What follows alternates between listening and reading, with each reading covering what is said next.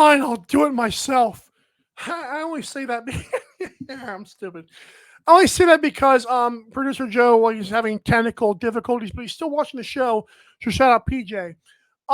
Yeah, you're watching the only live Monday through Friday lacrosse talk show that has merchandise called Daily Dive. And this mug, I could grab it right now, but I can't, quite get you get it.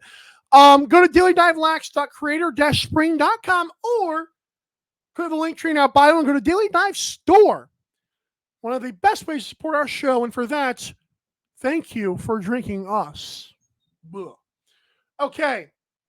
It is time to get to a segment called Rockin' and Rollin'. And Rockin' and Rollin'. Wow. Let me zoom in on producer Joe's graphic. He did get the graphics going, so that was awesome. Rosie, imagine you are here. And obviously you're not in Panther City because that wouldn't work because there would be like nobody in front of you. Regardless of that fact, there were 2,600 and 2,200 in both games, but who cares? Did you know right now the Toronto Rock are a league best 3-1 plus 300 to win the National Lacrosse League Championship? And I know a lot of people are going to say, well, let's just go and write that down. Let's put like 5 or heck, if they're only 3-1, you can put like, I'll just put $300 on that. Well, I agree they might be the hottest team in the National Lacrosse League. And while I do agree that taking the field is not against them is not necessarily like the worst thing that you can do, because I've got like 14 teams against your one. And I know this might not be a hot take. I still don't think they're going to win the championship. I didn't think it before the season. Maybe that might be playing into this thing right here. But to me, in order to play the Rock that they want to, this is a great graphic, by the way, by producer Joe. In order to be the champions, I still need more from Tom Schreiber. And I still want them to get past the Buffalo Bandits. Now, I know the unified standings, some Buffalo fans were saying, well, this must be for the Toronto Rock. And, well, could be true. But guess who's falling very fast to the 8th spot? The standings are below your screen on a ticker. Wait for it. Folks, the Bandits are now 7th place and then the unified standings. The Rock are in 1st place. 8 teams make the playoffs. If Calgary jumps the 7th spot, or if Albany jumps to 1 and the Rock fall to 2, can you imagine the hell that would break loose if the Rock had to host the Bandits in a single game elimination? It would be poetic justice. I love the Rock. I say that not as a fan. Because I can have a fan. I don't have a favorite team in the NL. I'll be honest with you. I stay home with the Swarm. I don't have a favorite team. I have had very good relationship with the Rock social media and with the Rock people. I like them coming on. We've had Latrell Harris. We've had Nick Rose. We've had other guys agree to come on the show. Those things didn't work out. That's a story from another day. The fact is, I love the Toronto Rock. They have treated us very well here on Daily Dive, and I cannot respect them enough. Mike Hancock is a name I'll mention. I just don't think they're going to do it, man. I think even if as it stands today, I think one game for your life, Matt Finch, who is still, let me make sure I get his age right once again. I don't want to sell him short or even tell him he's too old. If Matt Vince gets healthy, he turns 42 on June the 9th. An early birthday gift for him would be turning back the clock against Father Time. Wink to an old graphic. And beating The Rock. The Rock just dropped 15 on the Seals. They dropped 16 on Las Vegas. The Toronto Rock should be, by far, everyone's pick to win the championship, and I still am not sold. And I'm going to tell you the biggest reason why. Remember when Pat Gregoire came on this show And we had some fun with this topic. But remember when Pat Reguar said like a weeks ago that he saw Tom Schreiber practicing and he was surprised he didn't play. The next game, the next week, he did play against the Buffalo Bandits.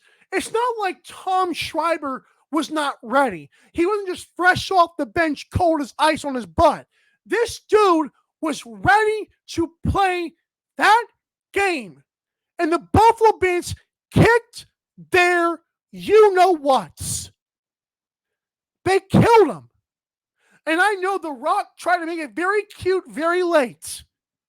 The Bandits beat the snot out of The Rock in that game where Tom Schreiber, it felt like he prolonged a week to come back for that game in that moment, and they still lost. It does not make any sense how Buffalo continues to have this team's number. They have backstage passes to Toronto's concert. And what if I told you this? March 8th, which is literally this coming Saturday, the Buffalo Bandits will play the Saskatchewan Rush at home. So that's in Banditland. 8 days later, which would be Sunday, March the 16th. Did you know? That's a lie. The 16th will be a Saturday. This week is a Friday. Anyways, in 2 weeks, in two Saturdays, guess who the Bandits have coming to town? The Toronto Rock. The Buffalo Bandits have fallen, I say fallen lightly, to a big 8-1, which is still very good in terms of the teams in the NLL. And for context, 8-1 is 5th in the NLL. 30 or 300-1 is how far back you have to go for the worst. So this 8-1 in betting is a big deal. You can still get the Bandits to 8-1 is my points. And the Rock rolled way up at like 5 points higher. I cannot tell you how wild it would be if the Bandits got over 500, because they're under 500 right now. If they get to 500 against the Rush and the Rock coming to town, the Bandits call up all their mothers, like all of the Toronto Rock team members' mothers, and say, guess what? We own you, schmucks. It doesn't make any sense. Same way Kansas City has owned San Francisco in 2 Super Bowls. No matter how good fans thought both San Francisco teams were, Mahomes, Andy Reid, Travis Kelce found a way. The same way Josh Byrne, Dane Smith, and Matt Vince, you can add John Tavares, will find a way. You would be foolish right now to take the Rock at 3-1. Not only because the value stinks for a 15-team league, because they still have not proven they can beat the beast. And if the standings continue to hold, or at least stay somewhat consistent, a round 1 single game elimination would be wild as a rock concert, as a heavy metal concert. It doesn't make sense. They're rocking and rolling right now. But in 2 weeks, even if the Rock win that game in 2 weeks, it still sets up a 1-8 or 2-7 matchup. Again, unified standings have been the best thing Brentford could have signed off on, and I don't even think he knew how amazing this was. I'm flabbergasted. I am shook to me core right about now. I'm indestructible. That's like an early 2000s metal / hard rock song by Disturbed, in case you didn't know. When I come back, 3 stars of the weekend, so that'll be fun. I hope you guys like the Rock joke. I'm like a rock head. Again, something that you don't care about, but I'm just telling you because I thought it fit what I was saying. We'll be right back.